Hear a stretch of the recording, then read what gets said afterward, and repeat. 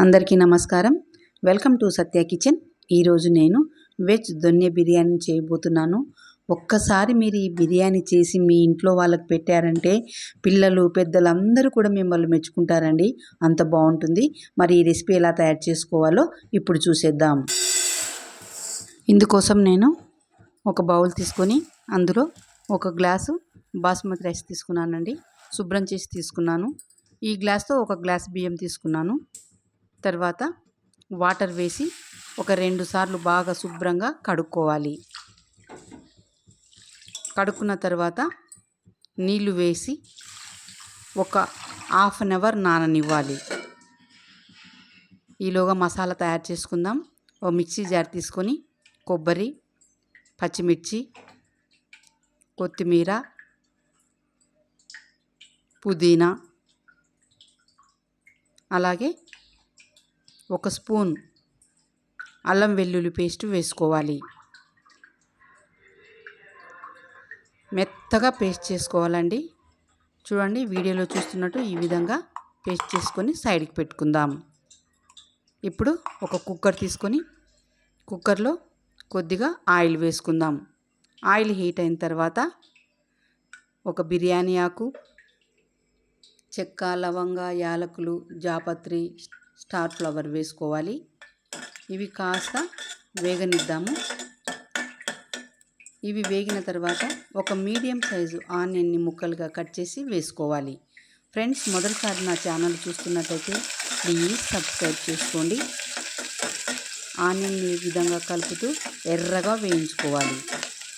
చూడండి, మనకి కలర్ ఈ విధంగా వస్తే సరిపోతుంది.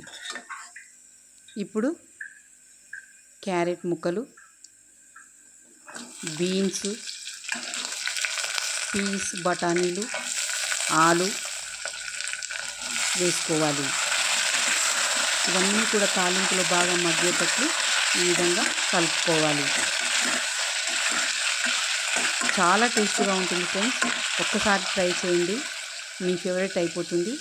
తర్వాత ఒక టమాటా, రుచికి తగ్గ ఉప్పు వేసుకోవాలి. అంతా ఒకసారి బాగా కలుపుకుందాం. మధ్య మధ్యలో ఇలా కలుపుతూ కూరగాయ ముక్కలు ఉడికించుకోవాలి. మూత మూసి కొద్దిసేపు మగ్గిద్దాం. చూద్దాము, వెజిటబుల్స్ అన్నీ కూడా మగ్గిపోయినాయి. ఇప్పుడు మనము మిక్సీకి వేసుకున్నటువంటి పుదీనా, కొత్తిమీర మిశ్రమాన్ని వేసుకోవాలి. ఇది పచ్చివాసన పోయేంత వరకు మనము ఉడికించుకోవాలి.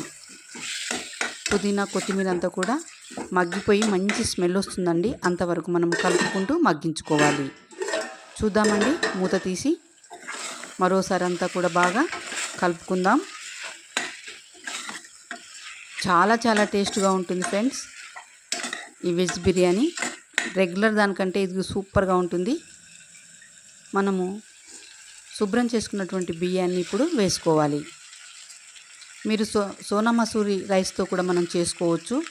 చాలా బాగుంటుంది. ఏ బియ్యంతో చేసుకున్నా కూడా స్లోగా కలపాలి.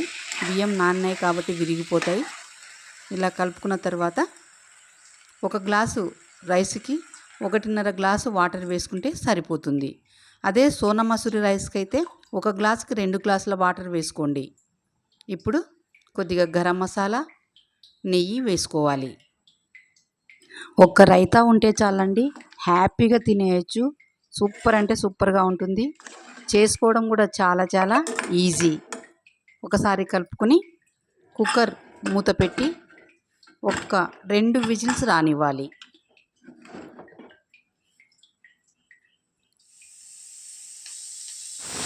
విజిల్స్ వచ్చాయి. చూద్దామండి, విజిల్ చల్లారిపోయింది. ఎమ్మి ఎమ్మి బిర్యానీ రెడీ అయిపోయింది. మీకు ఈ రెసిపీ నచ్చినట్లయితే లైక్ చేయండి, షేర్ చేయండి, కామెంట్ చేయండి. ఫ్రెండ్స్కి, రిలేటివ్స్కి కూడా షేర్ చేయండి. Please subscribe. Thank you for watching.